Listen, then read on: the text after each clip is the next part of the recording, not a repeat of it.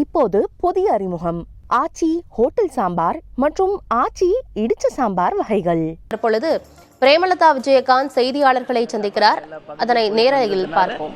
மக்கள்கிட்ட ஒரு பெரிய மாற்றம் இருக்கிறது. இந்த தேர்தலில் ஒரு மகத்தான வெற்றி நிச்சயமாக மக்கள் கொடுப்பாங்கன்னு நம்புறோம். ஜனநாயக ரீதியாக மக்கள் அவங்க கடமையை ஆற்றுறாங்க. பட் சில இடங்களில் டோக்கன் இஷ்யூ பண்ணியிருக்காங்க, பண விநியோகம் பண்ணியிருக்கிறதா எனக்கு தகவல் வந்தது. இது உண்மையிலே கண்டிக்கத்தக்க ஒரு விஷயம்.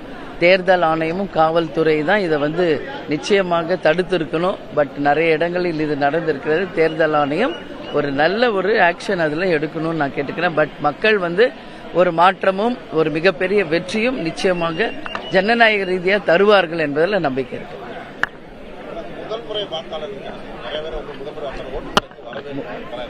முதல் முறை வாக்காளர்கள் இன்னைக்கு தமிழ்நாடு முழுக்க நிறைய இடத்துல ஓட்டு போடுறாங்க. அதுவும் எஸ்பெஷலி யங்ஸ்டர்ஸ் லைக் விஜய் பிரபாகர்லாம் பாத்தீங்கன்னா விருதுநகர்ல அவ்வளோ ஒரு வரவேற்பு இளைஞர்கள் மத்தியில புது வாக்காளர்களுக்கு. அதனால நிச்சயமாக புது வாக்காளர்கள் நிச்சயமா எல்லாரும் ஓட்டு போட வரணும்.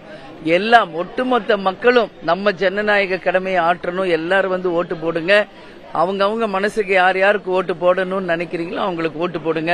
எஸ்பெஷலி யங்ஸ்டர்ஸ், புது வாக்காளர்கள், பெண்கள் எல்லாரும் ஓட்டு போடணும்னு சொல்லி நான் கேட்டுக்கிறேன். ரொம்ப நல்லா பண்ணியிருக்காங்க, சிறப்பாக ஏற்பாடு பண்ணியிருக்காங்க.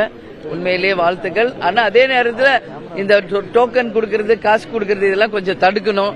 ஒரு ஜனநாயக ரீதியா ஒரு நல்ல தீர்ப்பா கொடுக்கணும்னு கேட்டுக்கிறேன்.